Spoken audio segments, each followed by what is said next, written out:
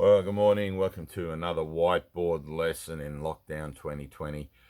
And if you're watching this from the far distant future, this funny little video of ancient technology, ancient mental technology, you can be grateful, or should be grateful, for all the efforts that everyone's gone through in our very dull and ignorantly minded mindset of humanity at the moment, to finally get something that's, and of course it started thousands of years ago. I'm just one in the queue that's playing my part now, as you will in your turn. So I often like to look back at the idea of time and space as already being over. The Big Bang happened trillions of years ago or billions of years ago, and because time is relative to light and the speed of its travel, I can only ever be aware of something from its past. So from that sense, the origin or the finality point of the universe has probably already happened, or it has already happened, and I am yet to become aware of it. But that doesn't mean that it hasn't already happened, and that time and space hasn't already concluded in a little fizzle, having started with a big bang and a little fizzle. Whatever that looks like, doesn't matter. Just a blink, twinkling of the eye. So in the meantime, collapsing time between the alpha and the omega, between the beginning and the end, is the most important pursuit that any individual mind can participate in. Learning about how to use time to its best advantage, or for your best advantage, so you can collapse the time of suffering and pain and death, rather than have to go through it linearly from the alpha and the omega all the way to the end of time, reincarnating again and again and again. Not that reincarnation is a true thing, but the world in itself isn't a true thing anyway. It's just an illusion, a projection, a dream. And I love the Aboriginal, Australian Aboriginal references to life as being the dreaming, and everything happened long ago in the dream. Well, this happened long ago in the dream, making this video, and the paradox is that I seem to find myself sitting here now making it, although it's already over. I've already made it, and this is what it looked like. You see, this is where awakening comes in, where you're consciously aware that you're doing something that's already been done. And I know that sounds insane, but having had an experience of being outside of time and space for a second, and looking back to see that it was already done, and then finding myself back in time and space, I'm able to add that frame of reference to whatever it is that I would be doing, that ordinarily I would have done completely ignorant of the idea that I had already done it. I could just sit here and leave the whiteboard blank, which would be Shanti perfect, like that would be, all the spiritual students would be going, yes, yes, thank you. But that negates the necessity of the completion of the plan, and from the point of view of my own script, and my own script is very simply to be helpful. Now, to be helpful is to leave the whiteboard blank and just go and have some breakfast, so be it. But in listening this morning for inner guidance, the nature of healing relationships as a means of collapsing in that alpha and omega time was something that I was given to present. And so here we go, we'll do it. And bear in mind that it's all done paradoxically, tongue-in-cheek, and there is nothing that needs healing. There is no one that is suffering or any of that stuff, but we're changing the dream, the purpose of the dream, to one of happiness and inner peace and everything like that, rather than the split-minded perception of the world as being happy based on something which is not happy, And I know that probably doesn't make any sense, because Most people believe that you have to be happy, you know, there has to be some reason for it. Why are you happy, people always say. It's my state of mind. Happy for no reason whatsoever. All right, so I want to look at the idea of then a relationship as being something that lasts throughout time, let's say, and I'll use the example of a married couple who may, and I sort of touched on this the other day, who meet here and they live to whatever period, and in their relationship, which this line spans, in their relationship they may have many experiences, many interactions with each other, and they may have, let's say, many arguments, right? Argument's a good one because people bickering, blah, blah, blah, blah, blah, everyone knows that. And here's this argument, and it's a cycle, a circle. It goes around. It starts off with the perceived reason for the argument, and then it goes through the stages of the argument, you know, the resentment and the cooling off period, and then the getting back together period, until you finally get all the way back to here. And then next week, here it is again, the same thing with the same perceived cause, and it goes all the way around. And this can go on, you know, right off to infinity here, to the end of the relationship, right? And not only in that relationship, but in the next incarnation, that same mentality is dragged into the next lifetime, and there it is again, showing up as a pattern, showing up as a repetitive cyclical pattern of behavior, of thinking that manifests the behavior of however it looks, you know, domestic violence, let's say, or you know, whatever. I can't get into it. I don't really have many references for it. But rather than in our classroom of healing, look outside ourselves for these perceived causes for this upset, we need to put our finger here and take total responsibility. Okay? I'm responsible for this situation. I'm reacting to my own thoughts about it in my own mind, and perpetuating this same cycle. You know, it's like insanity. It's doing the same thing, expecting a different result. Same thing over and over again, expecting a different result. The argument that you didn't win before, you're never going to win in the future. Perhaps the other person, you're going to wear them down. Is that what you're hoping for? You can wear them down, they're going to stop it. Yes, dear. And then you've married a zombie. You know, so taking responsibility. All of a sudden, I take responsibility for this perceived cause here, and all of this stops. This whole cycle is broken. That person's not responsible. I'm responsible. It's like two dogs pulling on a rope. Both dogs love the game of pulling on the rope. Neither dog wants to lose. Both dogs want the rope. But the game goes on again and again and again and again, all day, every day. We used to have two dogs that would always pull on the rope. And it wasn't until one dog decided, I've had enough, they're going to drop the rope, that the game ended. Well, that's what an argument is. Let's say two people, somebody's got to drop the rope, right? I'm taking responsibility. I obviously want to play this game of pulling on the rope. I get frustrated because I hardly ever win it, or it just seems to perpetuate, whatever.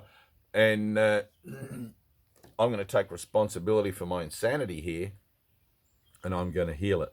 Now, you can't heal it of yourself, right? Of yourself, you're the one that's out of ignorance of the nature of life, the universe, and everything, manifested it. Sorry, there's mozzies. I just got bit. Right? I've manifested this argument. I'm not partly responsible for the argument. I'm totally responsible for it. Right? Somebody said something to me. I didn't like it. Got my nose out of joint, and I reacted. Right? But what am I reacting to? Am I reacting to that person, the thing they said? Of course not. I'm reacting to my thoughts about what I think they said. Right? Why would I do that? Why would I get myself upset and allow myself to be distressed by my own thinking. I'm doing it to myself. I'm doing it to myself. Damn. Right in the same spot. I might have to move from here. Anyway, why would I do that? Why would I upset myself with my own thinking? You know, that's kind of nutty, isn't it? It's like, welcome to the universe. Welcome to the nut house. So all of a sudden, I've taken responsibility for this situation, and it breaks that repetitive cycle. All right. All of a sudden, I stop reacting in the same way that I did every time that situation shows up, and it ceases to bother me. All right. Now, of myself, I can't not react. Of myself, I can't heal it in my mind. I have to go within in prayer to effect the release of the defense mechanisms in my own thinking that initiate my perpetuation of this cycle. Right?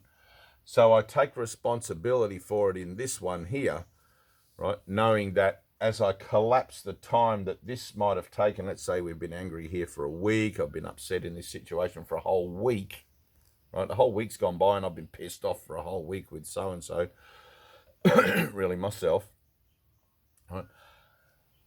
I sit in prayer of the heart for the healing of the mind that believes that I am a body, that believes that that person is a body. Because what I am learning is that I am either spirit or flesh. It's a choice in the classroom, in life's classroom, whether I validate my learning as being part of the world or of God, of a higher level. So in the spiritual path, then everything is a choice. I'm choosing for God again and again and again and again and again, and releasing my dependency, releasing my identity claim on what the world tells me that I should be or I should think of myself as, based on the situations that I find myself in as being a victim or someone who's suffering or all of these things. Right? The body suffers at the hands of the mind that believes it is separate from the whole. And you cannot not believe that you're separate from the whole if you see yourself as the physical form, because the physical form is always mirroring what it thinks is going on, what consciousness thinks is going on around it, which is everything's getting old and sick and dying. So, whereas spirit is being eternal, goes on and on and on through many incarnations, through time and space, blah, blah, blah. Now, the idea of reincarnation isn't true. It's just an idea that you can use to express the longevity of time and the necessity for the collapse of time, because we don't really have other ideas in how to talk about these things, right?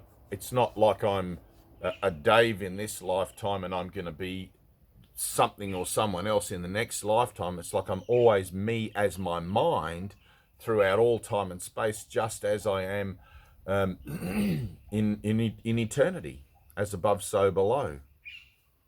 Right? My identity is not based on my body.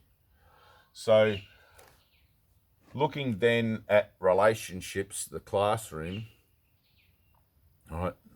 The world is the classroom. Relationships are the opportunities to learn. I have some relationships that are,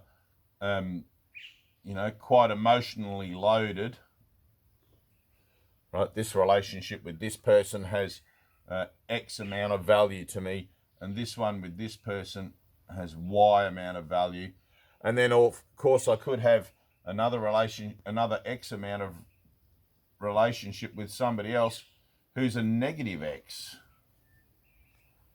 Can you hear what I'm saying? Someone I dislike as much as I like that. I like that person heaps, but I dislike that one in the same emotional content as I like that person.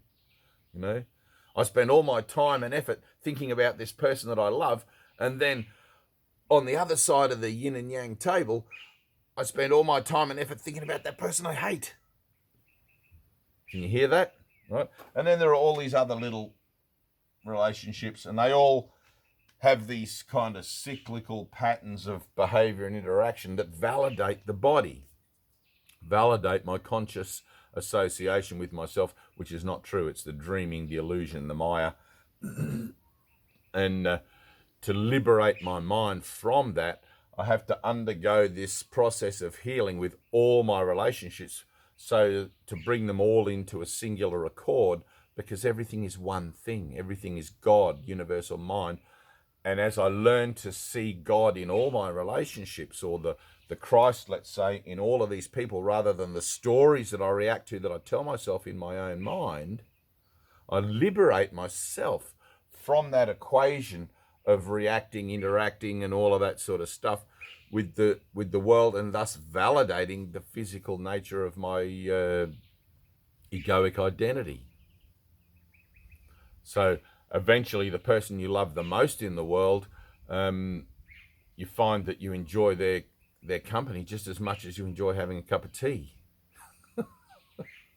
And the person that you hate the most in the world, let's say, same thing. You hate them as much as you hate drinking tea. I don't know if that makes sense, but it's all the one perspective. It comes back to the one perspective. And I'm just using tea because tea's a very, very sort of in the middle kind of experience of, I can't think of something more plain, more, but it's inner peace. I have inner peace when I think about Adolf Hitler, let's say, who's probably history's, or Attila the Hun, one of history's worst tyrants, and whether I'm thinking about Mahatma Gandhi on the other side, who's probably one of, up there. But my relationships with the yin and the yang are no different, because they no longer exist as opposites. They existed for a moment in perpetuity as opportunities to learn and to heal. And now, having been healed, when my mind interacts with those ideas or those thoughts about those, let's say, those relationships, there's no longer any emotional load, right? Because I've prayed for the healing of my mind in that situation, and made all of these relationships the same. Right? I see the Christ in this one. I see the Christ in this one, this little one here, this one that I barely see, this person. But the Christ is in everything, or God is in everything, or the singularity of life is in everything. It doesn't matter what you call it. Right?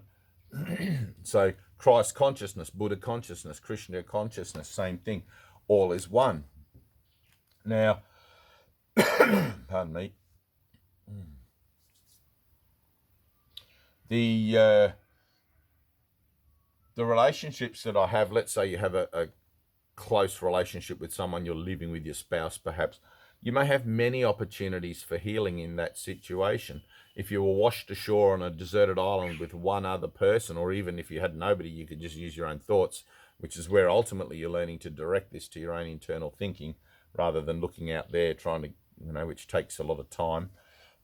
But it's a start. That one person could play many parts for you. I don't like that person because they're jealous. I don't like that person because they're controlling. I don't like that person because they're whatever. And it's like, you wouldn't know what any of those things were, and you wouldn't react to them unless you were maintaining those things as points of reference, pardon me, I got hiccups, in your own consciousness, as a way of defending your identity as being the body. Can you hear that? You wouldn't know what jealousy or control or any of those things were unless they were valuable to you. And you value those things and make them manifest out there in the world by projecting them out onto people, situations, and events, and getting the results of your thinking back at you to confirm what it is you believe about yourself as being a body in the world, sick, getting old, dying, etc. It's really kind of funny. And you'll look at me and you'll say, I'm not a controlling person. I'm not a jealous person. I'm not a whatever it is you see out there in the mirror. The world is your mirror. The classroom is a mirror. All of these relationships are reflected back to you in a mirror, which is cracked and divided up. This mirror is all split into different sections and different sized pieces according to how much emotional value you want to give each relationship. And my job, I haven't got a clock, but my job is to heal all those relationships and make the mirror whole.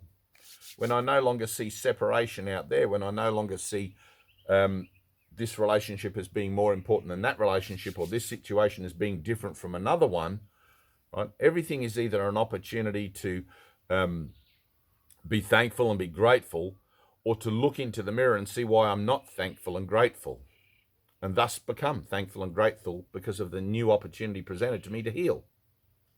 Can you hear that? The mirror is a great thing. Just everything out there reflects my own thoughts about it, nothing more. Without my own thinking projected out upon the world that I think I see, I wouldn't know what anything is. It would just be exactly what it is. That thing that I call a tree is just something I have no clue what it is. And I like the reference, I think it's lesson 7, I see only the past in the Course in Miracles, where Jesus references the cup. Right? All I see is already in the past, and this is just one little idea about time, but all I see is in the past. It's like this idea of this cup. How would I know whether it would break or not if I drop it, apart from what I've learned in the past? Think about that. Right? Do you then really see the cup? Do you then really see it as it is? Do I then really see that tree as it is? Or am I looking at my own ideas of what I've told myself and taught myself that a tree is what it's for, how it makes oxygen, blah, blah, blah, blah, all of this stuff, right? Because all of this stuff that I've taught myself only confirms my own identity as Dave the body rather than Christ Dave. You know, Dave God-man temporarily until the ascension is complete, which it already is, given that the finality of the universe has already occurred in the moment that it sprung into being. Yet, but awaiting the appointed time for that light refraction to dawn upon my consciousness. So the world is a classroom. Relationships are the opportunities to learn. And I would think that being in lockdown with someone, you're going to have people pushing your buttons, and it's like, be grateful to them. Wow, thanks for pushing my buttons. You've shown me another opportunity within myself where I can release that trigger, release that thing, and let go of my validity of my own temporal association and reclaim in that place that was occupied by that emotional baggage, reclaim that peace that comes from within and live from it. All right, well, I love you, and I hope that makes sense. The world is a classroom. Relationships are opportunities to learn. Everything is my mirror. Keep your finger on your nose. I'm responsible. If I'm not responsible, I'm going to have to go out there into the world, track down whoever is, and get them to forgive me for whatever it is that, pointless and preposterous. I'm responsible. Let me take responsibility for all the thoughts in my mind that tell me what I think things are, and let them go. Right? Love is letting go of fear, and through an action of a willingness to forgive myself for my errant thinking, a willingness to forgive all this nonsense that goes on in here that manifests out here in the realm of relationships. And I remember the very first time I had a conscious shift in relationship to applying these principles to a specific situation. It was incredible. All of a sudden I saw that, hang on, I have been doing this to myself. I've been playing this part again and again and again in this relationship, repeating over and over and over, trying to make it better. It's like, let me just stop doing all of that.